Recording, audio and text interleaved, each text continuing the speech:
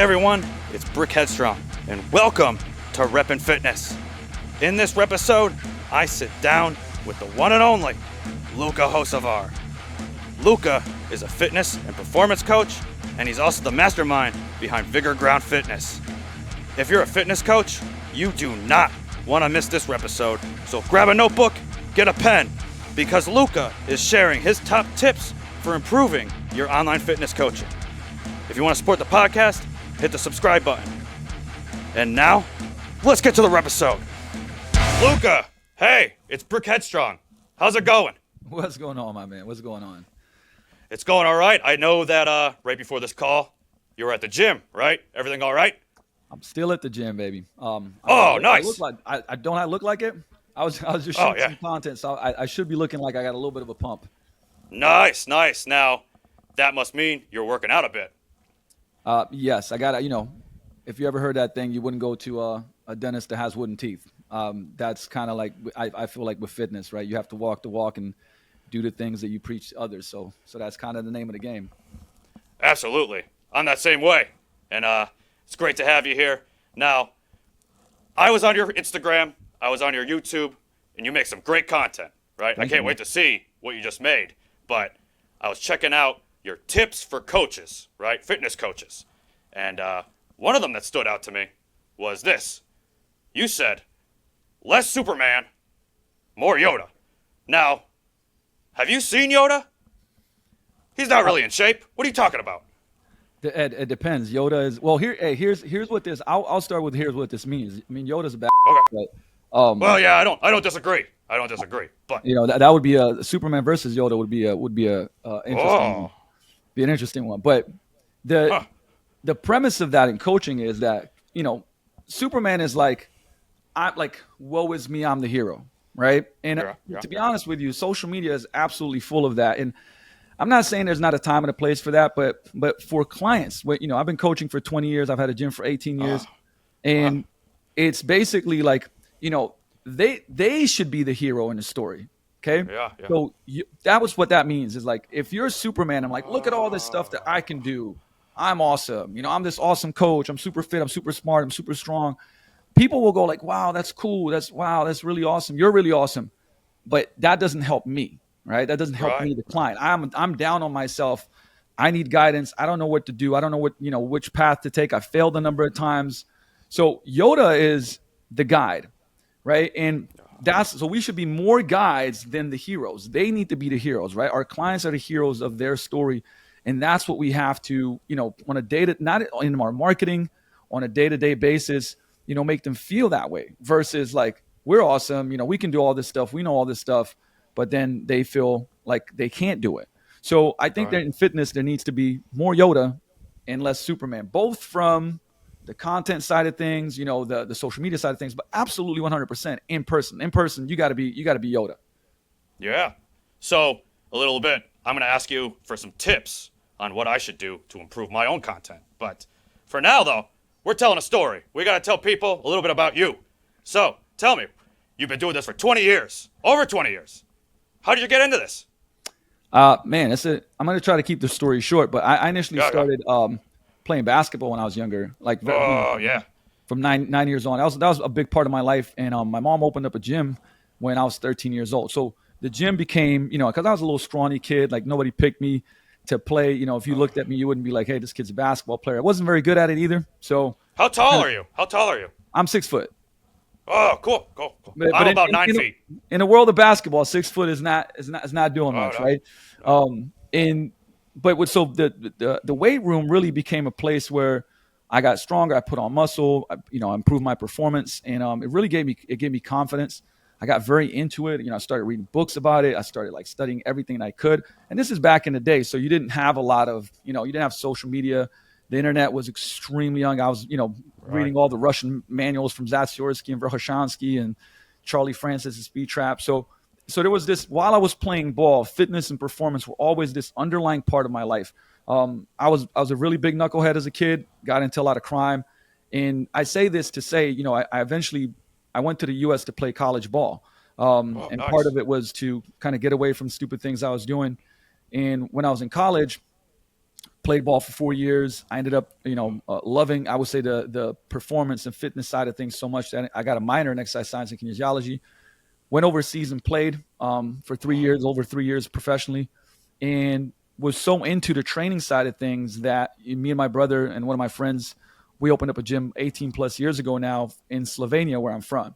Wow, that's So cool. it's cool. It's not only still around. It's kind of like the number one, I would say, transformation performance gym in the country, and has been. That's So amazing.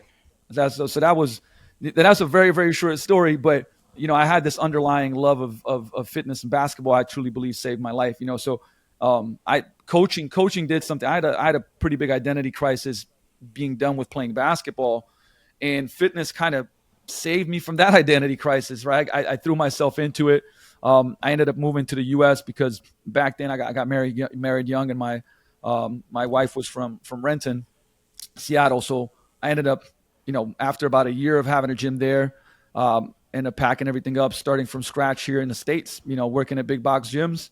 And not much later, opening up my own first garage gym, which is going to be 16 years in Wow, October, I think. So, that's yeah, amazing. been doing it for a long time, and it's been, I would say, I believe it's the best industry, best career in the world. I'm biased, but that's where I'm coming from.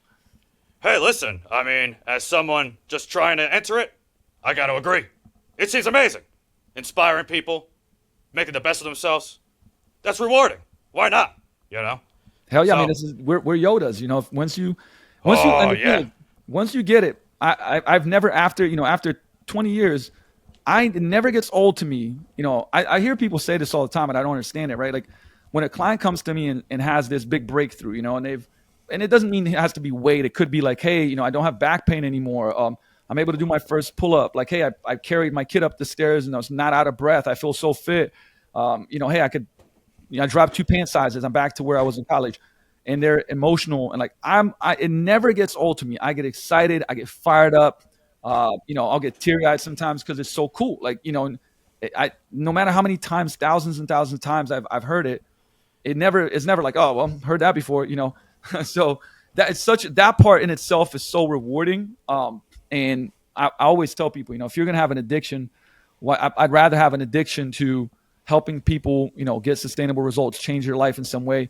And on our website, the reason I say this too, because the tagline of our gym, Vigor Ground, right, is we help people change their bodies so they can change the stories to their life, right? And Nice. it's everybody comes in wanting to change their story.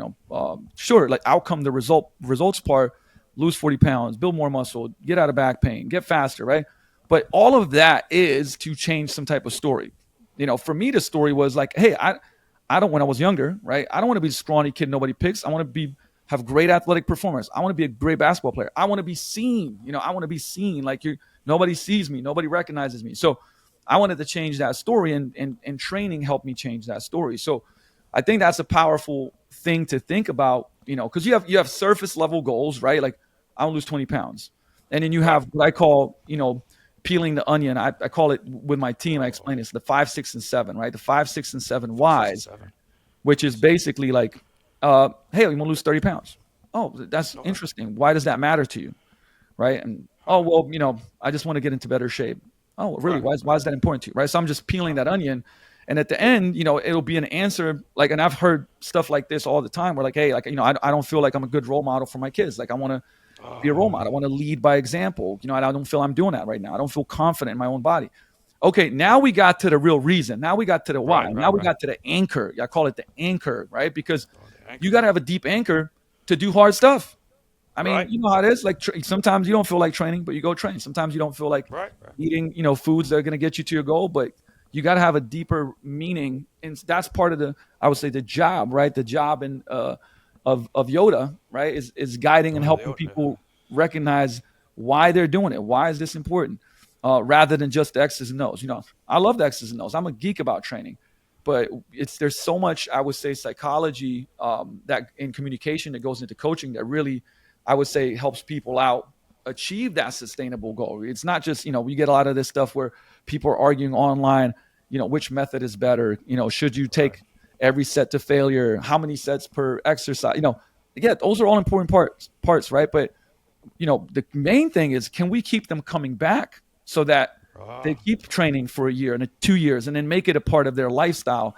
Same thing with, nutrition and getting better sleep and stress management, right? Like we are Sherpas, right? You could say Yoda, Sherpa, right? Everybody's got their own Everest, and we're Sherpas guiding people to their Everest, right?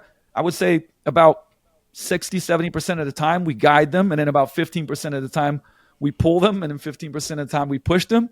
But most of the journey is guidance, right? And once you recognize that, I think it's an extremely powerful thing, right? Because that's our why. That tagline that I said, that's our why at Vigor, and for me as a coach, and once you get that, you do the same thing. It's easier to get through hard times because you have a deeper purpose and meaning for what you're doing.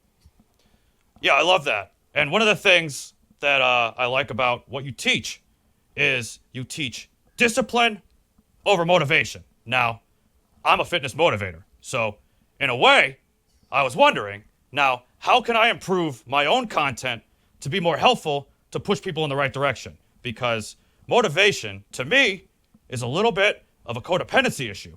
You're relying on someone else to keep you going, when reality is you got to do it yourself at some point. But what do you think? What could Brick do to be a little bit better on social media to help people along that journey? Okay. First of all, motivation isn't a bad thing, right? Like we all have times where a little pick me up might be the catalyst to get our butt going. I just don't think that that should be your main I would say foundational kind of resource for doing what you're committed to, right? So I have when it comes to content, let's think about two things, because this will carry over. So skill power versus willpower, right? Invest in skills versus like the willpower. Like, you know what? I'm just going to grind it out. You're going to run out of that, or there's going to be times that's going to be very challenging. But if you can rely on your skills, you'll be much better off. So when it comes to social media, I have this concept. It's like a filter. The filter is, I call it results in advance. So when somebody consumes Brick's content, right? Are they going to get something useful that they can use now and get results in advance? And I'll give you an example, okay? Okay. So I had a really, really bad back injury about going on almost 15 years ago, like very bad, femoral nerve entrapment, couldn't feel my leg, I was going to do surgery. And thankfully, I was, I went all around the world to the best experts to figure it out, fix it, to where now, like, I'm pain-free pretty much majority of the time. I can do all the stuff. Now, I did a lot of mobility training to help me get there. And it's something that really helps me out if I do it consistently, just feel good.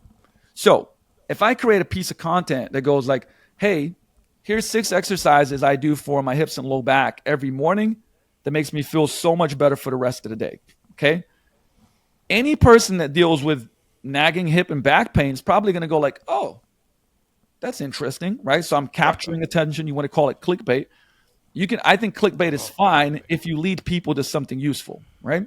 Right. So now this person clicks it, watches my video, and he says, you know what? My back feels like crap. Let me do these 2-3 drills. Maybe this guy's full of shit. I don't know. But, right? And so they do 2-3 exercises, and they go like, wow, you know what? Like, that does feel better. My hips do feel better. So that's results in advance. They don't know me. They've never been like, I've never coached them. Okay. But I've created value for that person. I've created, or I would say value in the marketplace for that person. And so now they may follow me, right? Because they're like, well, this is good stuff. Maybe they got some more good stuff. And now you're starting to be able to educate and guide like Yoda, that person, right? So if you understand your audience and you know who are the people following you, what are the problems that they have, what are the struggles that they have, and then what you do in little snippets, you give them useful things to help them. It could be about, again, mobility, strength training, how to do an exercise better, how to create a better sleep ritual, simple ways to get more protein in a day, right? We could go so many different ways, right. Depending on what it is that, who you coach, who you want to attract, who you want to communicate with. Because you have niches. You've probably seen this, right? There's a hypertrophy guy. Like, all they talk about is how to build more muscle. Cool. That's great. Like, that means that for folks that want to basically build more muscle, that might be a useful resource. Me personally, if you follow me on the training side of things, my whole essentially brand is athlete for life. My Oh yeah. mentality is I want to help people be athletic for life. And that can mean a lot of things, right? Like Grandma Susie, might be 71 years old, but guess what? She's got to pick stuff up off the floor. She wants to go hike with her grandkids. Grandkid might run up and jump into her arms. She might trip and fall. She needs agility and power for that. So we're going to scale that, but everybody, if they feel athletic, they feel better, right? And do that in a smart way. So I talk about a lot of those things, right? Whether it's, again, hip mobility, power, strength, like being athletic is a lot of different things, but that's what I talk about. There's some people that, David Gray rehab. I mean, that guy's like foot, ankle, Achilles, right? And he's phenomenal at it. So if you got stuff that you need, you go learn from him and you get results in advance through his content. I could go down the list of these amazing people that do that. And I think that if you think about it from that perspective, and I always think about it like this: if I was sitting down with my prospective client, and it might be a friend, and I go to the coffee shop, and we're talking, and like they're like, Luka, you know what, man, like I'm really struggling. I used to be athletic in college, and I put on 30 pounds. My back hurts. My energy's low. Man, like I just need some help and guidance. Could you give me 3 tips? So when I'm now going to the camera or creating content, I'm imagining that like that person, and I'm just helping them out. Because a lot of people get, I would say, kind of in their head about, oh my God, I'm in front of the camera, I'm talking to all these people. Like, Right. Whoa. Versus, but if I go like, you know what, I'm having coffee with Brick. Brick's got a problem. He's got an obstacle, and I have expertise in that area. I'm going to help him. I'm going to help him with a couple, not too much. I don't want to overwhelm him. I want to give him like snippets, right? Hey, go try one of these couple things, right? And then hit me back. Let me know how it goes. And I'll do that in videos, right? Like, I mean, there's videos I was just shooting. Like the last one was hip thrust finishers, like 6 different hip thrust finishers for a glute pump if you want to build your glutes. And I'm always at the end like, hey, listen, try 1 or 2 of these at the end of your next session. Let me know how it goes. And people will hit you back in the DMs or in the comments, say, man, that was amazing. Holy crap. Like I never felt my glutes this much, right? Boom, value in advance, right? Hey, here's this core exercise that I love. It's awesome. Like try it out. Oh, wow, that was so good, right? So whatever it may be, we are our own media companies, right? Like this is cool. Right. It used to be radio. Look at us. Now we're on a podcast that you can just launch, right? This is my, TV essentially to a degree, right? Like I can run everything off of there. And my mentality, by the way, and like I'll die on this hill, right? I believe that to be a great coach, you got to coach people, right? You got to coach people. So you can't theorize coaching. You should learn it, right? So you learn stuff, then you apply it, and then when you apply it, that's when you gain wisdom and expertise, and then you reflect. Did that go well? Did that not go well? Should I do more of it? There's too many people that are like, I read a textbook, and then they go online and they tell you what they read about the textbook, and you go, hey, cool. How many people have you coached through that protocol or that method or that? Right. Well, just myself. I've been trying to get out a little bit. It's like, man, you're not going to learn that way, right? You got to be in the trenches. You got to be helping people out, and that's how you learn. And to me, when you create content, you do media stuff. And again, I speak for all the coaches out there, or what I believe, to be true, that you should share the stuff that you do in real life, right? You learn stuff, then you do it, then you share it with other people, because anybody that has like 1 client or 2 clients, you can talk about, like, what you're doing with them and the results that you're getting, what's working, what's not working. So you can already speak to that because there's more people like them, right? So if Susie is, a mom of 2, getting back after, she's post having 2 babies, going back to work, struggling to find time, and that's your clients, you can talk about these issues because you're coaching them, right? You're already doing that, right? If you train high school athlete or college athletes, like what are the biggest things that you see? And it might be specific. Basketball. Hey, what are the problems that you see? Whoa, very tight hips, very tight ankles. What are drills that they can do? What? Not enough strength training, like their force output isn't great. Okay, cool. How do we train out of season, in season? You can share all this stuff on your own platforms pretty much for free, which is bananas, right? You could, buy a mic like this and you can start a podcast, right? You can Right. do stuff off of your phone without, you don't even have to, you don't even need editors. It's so good now that you can sit down and edit some, simple stuff and share it with people. And it's like, that's amazing. But the caveat, now I'll say the caveat with everything is what I said earlier: skill power. Build your skills and then share your skills, right? But you got to do the stuff, whatever the stuff is, fill in the blank. Yeah, so the stuff for me is just recently I signed up to get my NASM certification. Love it. I want to be able to make some content for people and take them along my journey, But like you said, communication, it's changed. We're here on Rep and Fitness. Millions of people are watching. We're going to change some lives just from the content, just from the conversation we're having. Now, how do you feel communication between the coach and a client has been impacted successfully with all of this, all the changes in communication? I think there's the good, the bad, and the ugly, right? Oh yeah. Here's the thing, because if you're not a good communicator in real life, and now you go on a media channel, right, you just accentuate it. So, I think it's key. There's three things that, and I promise you, I'll bring these things together, right? But Okay.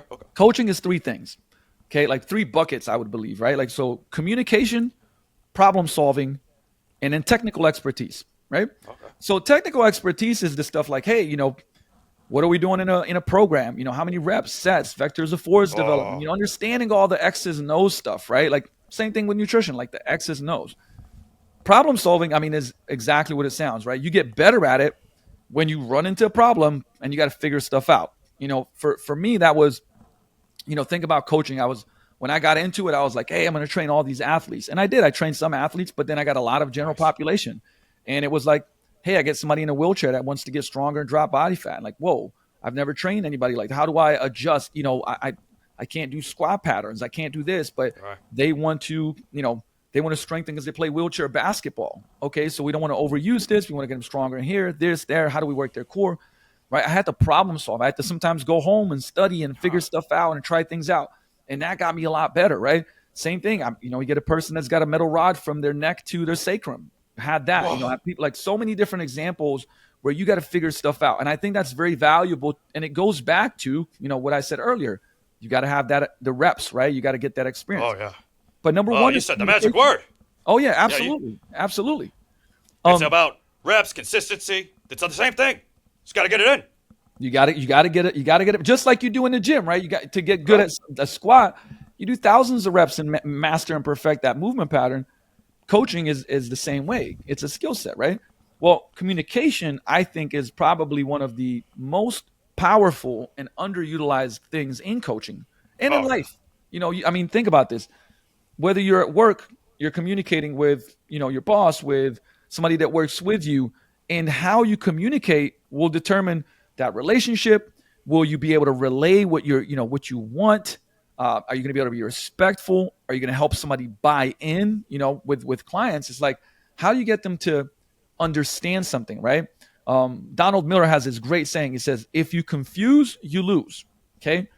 And in fitness, I would say we're very good at, because of our egos, trying to be too much Superman, sounding very smart. So have you ever heard of the thing called a curse of knowledge? No. Tell me. Okay, great, because this will help you with your content. Okay. Awesome. So curse of knowledge is basically if we are experts in our field, and let's say we understand it at a 10 out of 10, okay, or a 9 out of 10, right? We just understand it very well. And what happens is that we go like, whoa, I'm going to dumb things down a little bit because, I'm an expert. So I'm going to talk at a 6. Okay. Okay. But that's a mistake because most people need to be talked to at a 2 or 3. So okay. You'll see online where, again, if you're talking to other coaches, sure, you can use a little bit more specific jargon or whatever else it may be. But, if I come to a client and I say hip extension and hypertrophy and fat oxidation, and, they're just like, what? I don't know what you're talking about, right? Right. But if I say, hey, we're going to help you build lean muscle, we're going to help you drop body fat, your hips are going to move better, right? We're going to get your low back feeling better. We're going to help you. Hey, when you golf and your golf coach said that, like, you need more rotation. That's what we're going to help you do. We're going to help you rotate better at the hips, rotate better at the upper back, right? I got to talk to them like a 6-year-old, 7-year-old, Right. like help them understand. And by the way, content, communication, got to be clear. You got to be concise, right? Again, if you confuse, you lose. And you got to practice it. Again, think about this. How often, and I talk to coaches all the time. I speak across the country and across the world. And I'm like, hey, when's the last time that you practiced communication? And people are like, what do you mean? I talk to people every day. Say, yeah, but like, how do you talk to people? Like most people have bad ingrained habits of communication. Interruption. You're talking halfway through. I'm going to interrupt you. As soon as you're done talking, by the way, I had all of these. So let me first of all not stand up here and try to pretend like, woe is me. Actually, like I was horrible a lot of this stuff in the first 5 years of my career. Right. And thankfully I had mentors and that guided me. I had, I read a lot of books that helped me realize and become aware of the things that I'm not doing well. Right. But then I had to go practice it. I had to practice becoming great at communication. And most people don't do it. They're not aware. Right. So awareness precedes change. So you got to start with awareness that like you're not doing something well. Right. Again, interrupting people, not giving space. It's one thing to like just wait to answer versus to actually hear somebody. Right. And there's great resources for that. And Crucial Conversations is an excellent book. Motivational Interviewing and Nutrition and Fitness is an excellent book. Right. How to Win Friends and Influence People. I mean, I could go on. But hey, like if you don't feel like you're extremely good in communication, which I would highly like challenge everybody to do, go and start with a book, do a course, whether it's an in-person course, we'll do role play here at the gym, right, with coaches, and so that we can get better at communication, because you could be great at the training side, and suck at communication. And then if you suck at communication, then you become unlikable a lot of times. You don't like your tonality of voices. People think that you're being, mean. You're not, but just your tone of voice is always, or it's kind of very mundane. You don't inquire about people. Again, being, a superpower in fitness, being a coach, is being interested. Well, one of my friends and mentors, Martin Rooney, said, to be interesting, you have to be interested. Asking a lot of questions, being curious, forever curious. And again, by the way, you can do this. See, all the stuff that we're talking about in communication can now be put online, because if you're good at listening, if you're good at asking questions, you can do the same thing online. You can do it on podcasts. If you're doing interviews on podcasts, if you are even asking questions in stories. Hey, guys, I'm really wondering, like, what would help you out with, becoming a better athlete? And you can put 3, kind of a quiz, a poll, and other. Listen, right? I mean, it just scales more, but foundationally, you have to improve your communication, and it's going to significantly improve your coaching. Now I have a question to follow up off that. You just filmed a bunch of content for YouTube. What's one thing you feel you kind of struggle with in communicating to fitness coaches? To me personally, I think it goes back to, especially in this day and age, right? In this day and age, what most coaches say to their clients, they don't follow themselves. Oh, I hate it. But not in. So, for example, yes, you're a coach, and maybe you got your nutrition and fitness in check, maybe, right? But in other areas, our clients might be struggling with that, but you may be struggling with, for instance, staying organized, being effective with your time. In content, it's like people always say stuff to me like this: I have no time for content, right? And I say, do you have 15 to 20 minutes per day? Well, yeah. Okay, you got time for content, right? But you just have to be more organized. Now, I know I coach, so one of my other businesses is I help coaches and gym owners build their business, right? So it's a fitness business coaching. And I always hear this, man, I'm so busy. And then we'll start breaking down people's days. And what you realize is that there's like 3 to 4 hours of busy time. It's not effective. It's just busy, because once we break, hey, listen, what is this doing to move your business forward, your life forward? And once we break it down, it's really nothing. It feels good to be busy to like, I'm working hard. Again, Right. From my own experience, I've done that in the past as well. Right. But if you prioritize and you really get clear on what matters, okay, then guess what? You chop out all the other stuff. And hey, you know what? Maybe you get an extra hour and a half with your kids, with your family, with maybe relaxing, which is important because we all work hard. But that's the kicker. The tendency to like, you're not doing this with your nutrition and fitness. You need to be more committed. And then you yourself are doing that same thing in some other area of your life and business. And again, things that I recognize a lot is effectiveness and efficiency of time, right? Time management, productivity, because and being able to actually figure out what is effective and what is priority. Okay. And as you grow, that changes. Like my first part of the career is like, I'm coaching a lot. I mean, I still coach a lot, but then, I started a gym, and then you got other responsibilities as well, and I opened up and built all these other businesses. And then guess what? Like I started being overwhelmed, right? And then you're doing things that you shouldn't be doing. Well, same thing. Hey, today, by the way, you got, this recording. We can put it into Opus AI and it'll just chop up reels for us, right? Like, Right. Meaning that's effective, efficient. You got folks that you can outsource editing to for very low cost overseas in the Philippines. And, now instead of you spending 2 hours doing something, somebody can do it for you in 20 minutes and you can go coach, which is probably a much better use of your time, return on investment in money, whatever else it may be, right? So, and by the way, I've been doing this for a long time. I can still get significantly better in being efficient, outsourcing, right? We can always all improve, but I think it really does begin with awareness, right? If you think your stuff doesn't stink, then you don't know what you don't know. You're not going to get better, right? You don't think you need to improve. And I think that's where it starts, is like really surrounding yourself, whether that's a guide, a coach, a community, surrounding yourself with people that can be the Yoda for you. We're Yoda we should be our Yodas for our clients, but we should have a Yoda as well in areas of life that we struggle, so that they can guide us because they've been there, done that, or still doing it. Right. And so again, by the way, this is, I feel like really, really important. For anybody that's listening in any area of this, is not just for coaches. I think it's just for everybody, is this. Okay. I always ask coaches, do you believe in coaching? I mean, they do it, right? They're like, of course I do. I believe in coaching so much. Yeah. Okay. And then I asked them like, hey, is there anything you're struggling with in your life? Almost everybody, unless life is like optimal and ideal, they're like, yeah, I'm struggling with my own, fitness because I'm working so much and I'm not getting it in, or I'm struggling with finances, or I'm struggling with my relationship because I'm working 12, 14-hour days, right? And then I ask them, do you have a coach for that? And I would say 99% of the time, the answer is no. But I asked, but you said you believe in coaching.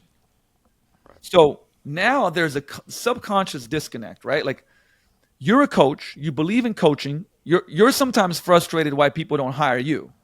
I don't understand why they didn't hire me. They're sick and I could help them and that, right? But you in your life also have obstacles that you need to solve, and you're not hiring a coach. And so you see, like, you have to, at the foundational level is like, certainty sells. And if you're doing the things that you preach, you're much more certain about it. Right. So, hey, that's great. Get a coach, get a Yoda. Yeah. Right. Yeah. And that could look a lot of different ways. I'm not going to go into what that is, but get guidance. Right. Coaches need coaches. Bottom line, coaches need coaches. Period. Now, I am going to include a link in the YouTube description for a video you made about how you put together this fitness coaches checklist. It's about 25 minutes long. I checked it out. This is a must-see video. I'm not going to get into the spoilers of it. We've already talked a little bit about it. But you got to check out this video. It's a really good starting point if you're a coach that's unorganized and need to get it back on track. I loved it. I love that video. So thank you for sharing. Thank you for sharing that. It was great. Now, one thing I want to know. You've coached all sorts of people. What do you think, just an opinion, what type of training have you seen to have the best success rate to keep people Moving forward on the results, is it one-on-one? Is it semi-personal? Is it group coaching? What do you think? So I'll give my own experience, and then I'll give a my opinion as a whole. So every few years you get, marketing that goes one-on-one training is dead. Large Yeah. group training is dead. Semi-private, something's always dead, right? And yet I know people in every space that are crushing it. One-on-one, large groups, small groups, semi-private, all of that stuff, right? So anything can work if you do a great job, if you love it, if you show up, if you're a pro, you get great results, you treat people right, the thing that you do is going to work. With that said, my personal belief and with coach, and I still do it all. Like we, at Vigor, I do very limited one-on-one, but I do it. I do the most semi-private. I do small group. Those two are the things that I do the most. And if I had like a general recommendation for coaches, I would say the two modalities that if I was going to open up a small gym again, kind of start from scratch, I do semi-private and small group personal training. By the way, for us, semi-private is about around up to 4 people with custom programs, and small group is around 15, 16. Other gyms would probably be smaller, maybe like 12, and it's a generalized program, strength training program, that can be customized, right? Meaning we have progressions, regressions, lateralizations, all that good stuff. We have a system. So now here's why. First of all, it's more affordable, right? Like most people can't afford. If you're in Seattle, the average one-on-one training session is probably $100+, right? So if you were to train twice a week plus tax, you're at $1,000 a month. So most people can't afford that. It was the reason that we were one of the, if not the first, gym that was doing consistent semi-private personal training. I've been doing semi-private personal training in Washington for 16 years, right? And so a long time. And what it did was you're charging 50 to 60% of a one-on-one session. So now people can either train for less or train more frequently, right? Small group, same thing. I've been doing small group for 14 plus, almost 15 years. And it became just another, because my whole premise was, well, I want to make strength training that's a smart strength training model, available to people for less money, right? But it be a smart business model. So it's a smart business model, but it helps a lot more people. So that was the premise. And I think, community really helps, right? Because when you do semi-private training or small group training, there's accountability from the coach. Yeah. And then you have accountability from two types of members. The member that's been there, right? Been there, done that experience. So they've already got the results that you want. They're kind of a Yoda in a way too, right? Because they go to the new client and go like, hey, I've been there. I've been here for 3 years. I've lost 60 pounds. I'm in the best shape of my life. Here's what I struggled with. Here's what I did. Let me, I can help you too. So now you get accountability from that person. And then you get accountability from the person that's on the same journey. So let's say you get a couple of folks that start the same month, or they come in and they're like, hey, we're going to keep each other accountable. We're on this journey struggling together. So you get 3 forms of accountability when you do any type of, semi-private small group training. That is really, obviously accountability is a huge factor, and we are tribal people, right? So humans adhere to the standards of the tribe. So if now I'm a part of a community where other people are also working on eating better, separating themselves from groups of people that are going out and drinking and eating whatever and not caring about their health, right? They're coming to a gym where people are training 3 to 4 days a week. Again, that becomes the standard of the tribe, and they're going to start adhering to that. So I think that's extremely powerful, which is why I believe that those two modalities are best in my opinion, right? If I look at it, what's best for the coach / the business and the client, win-win-win situation. But the thing is, that doesn't mean, large group training is not good. One-on-one isn't good. Like, I believe that whatever it is that your heart pulls you towards, and the right person, because why do we hire coaches? Like, oh man, I've been following this person, or I saw my friend, get incredible results. She's the happiest she's ever been. She's the fittest she's ever been. She goes to this trainer and they do one-on-one. Great. Okay. So you trust that person, and that's what you believe is going to help you. Great. I'm all for it. So anything that's going to help you move forward and change for the better for your own life sustainably, man, I'm rooting for you, and I don't care what you go do, right? That's amazing. Now, I have a question. Do you have any classes right now with anyone training for Mr. Olympia? I do not. I mean, Well, so I've put it this way. I've trained quite a lot of physique bikini competitors, and also a few bodybuilders. oh, And but I would say, like, or if I look at my gym, we're probably about 85% general population, 15% athletes from high school, college to very elite, NFL, MLB, NBA, WNBA, so on and so forth. whoa. But most people are general population that don't, I would say, veer to an extreme. Because let's be real, right? Like, so if you look at an IFBB pro, I mean, if they're a bodybuilder, like, their goal is to, have symmetry and be as muscular as possible. They're going to, like, one extreme, right? Certain professional athletes that I train, I mean, it's not necessarily healthy, but I'm trying to get them to, the peak of their own performance so they can perform well, get paid, do all that stuff, right? Most people that come in, they want a mix of things, right? They want to build some lean muscle, move better, and not be in pain. They want to have better fitness, whatever that means, which usually means improving conditioning for something specific. And we create programs that get them there in an organized and smart way. That's what programming periodization means. It just means organizing training and understanding the science of it. But again, I've found myself being, which I love, like, really coaching a crazy wide amount of different people and for different goals. And I am actually a huge fan for coaches. I say become a great generalist, before you become a specialist. And That's a good most point. top people, and you take a good friend of mine, Eric Cressy, one of the top, if not the top, strength and performance coach in the baseball world. And same thing. He was a great generalist before kind of he got led into baseball. And I could go down the list of that, because you really gain a lot of experience training a wide group of people with different goals, different mindsets, different psychology, different backgrounds. It just really teaches you a lot. That whole problem solving part we talked about earlier, you get a lot of that and you actually become better. I found myself to be a much better coach for, elite athletes, because I've coached so many people in different kind of areas of life, and different, everything from male, female, to different ethnicities, different goals, different everything. And it's really helped me out. Now, we're going to have to talk after we get off the air, because Brick is currently training to be in Mr. Olympia. And Let's go. I'm planning to collect some hardware. That's out in October. However, there's another event going on in October Brick's been thinking about going. What do you think? How you feeling about the Vigor Fitness and Business Summit coming up? Man, I'm going to be biased about this one. Oh, okay. I'll give my best. What do you think? What do you think? I'll Mr. give my- Olympia or Vigor Fitness Business Summit? What do you think? Listen, if you want to take your coaching and your business in fitness to the next level, it's the Vigor Summit.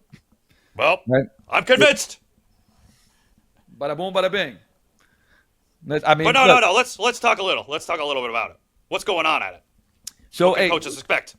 this is I started. So this is a 10-year anniversary. So it's not, Oh, wow. the reason I say that, it's the 7th event in 10 years. Wow.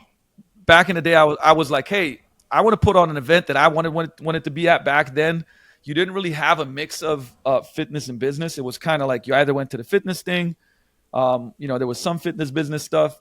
But I brought in Vegas 10 years ago, it was like a collection of some incredibly good people, right? From the strength and conditioning world, the fitness world, and people in things like sales and building brands and businesses, like really high level people.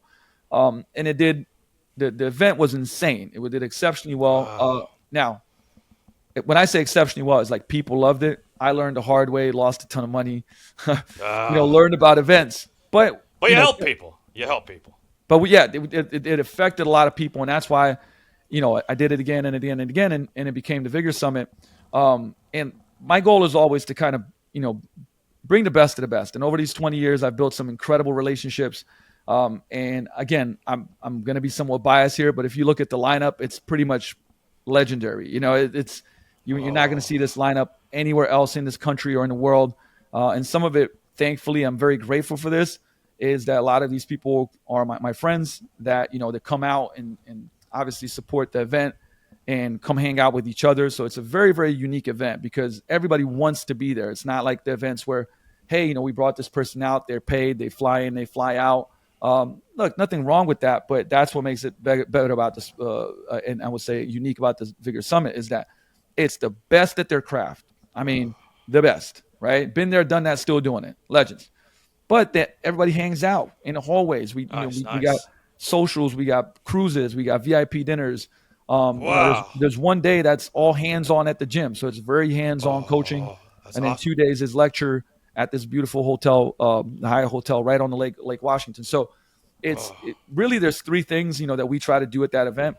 Number one is like become better at your craft, which is coaching, right? That's what we're all. I mean, essentially, hey, if you want to become elite, top 1%, you're going to do that through going to an event like this, right? Number two is build the business of coaching, because those are two different things. You got coaching and you got the business of coaching, right?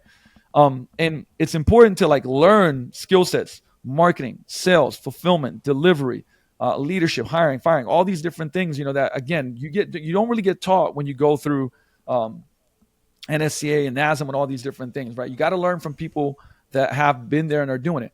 And number three is to connect. The amount of, if in the last 10 years, it's actually pretty crazy. Like people that have met at the Vigor Summit that became friends and then started a company, and these companies are doing, multiple seven figures and are changing the world. But people met at the summits, whether it was two, people in that were attendees, or it was multiple speakers that were connected at that event, or it was an attendee and a speaker that now do stuff together. Third part is connecting, meeting like-minded people that are pushing themselves, have a vision, want to do something more in their life, want to do something special and affect people in this industry. When you put those three together, improve the skill of coaching, improve the skill of building your business, connecting with others on the same journey as you that are pushing, man, it's special. And it's, again, so much. I keep doing it because it's so hard to put on. It is an incredible amount of work. But I'm always very, very fulfilled at the end of it because it just affects so many people in a positive way. Yeah, that's amazing. We need more people just like you in this world that can help push people to the right direction. Really appreciate this. Now, tell me, if someone's watching, they're interested in attending, where can they find more info? If you just go to Google, because if I give you a long URL, you'll forget about it. But if you go to Google and put in Vigor Ground Summit, so VIGOR Ground, GROUND, Summit 2024, it'll pop up right on the first thing, right? So it'll pop as the first thing. Click on that. You'll see all the presenters. I'll just give you guys a couple of, all the ones that I can remember, because we have like 15 currently. Oh, nice. So Joe DeFranco, Vernon Griffith, Dr. Andy Galpin, Lee Boyce, Jason Brown, Joel Jameson, Martin Rooney.